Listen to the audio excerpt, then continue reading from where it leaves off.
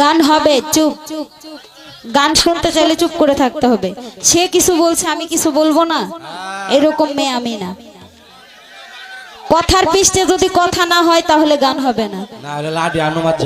ওনাকে আমি খোসাইতেও যাই নাই, ওনাকে আমি কিছু বলিও নাই, কিন্তু উঠা যে উনি কথাগুলো বলল যে তোমার গানের পরে আমি কি গান গাবো। দেখ আমার বোন বলেছে ছাড়িয়া যায় না আপনার বন্ধুরে,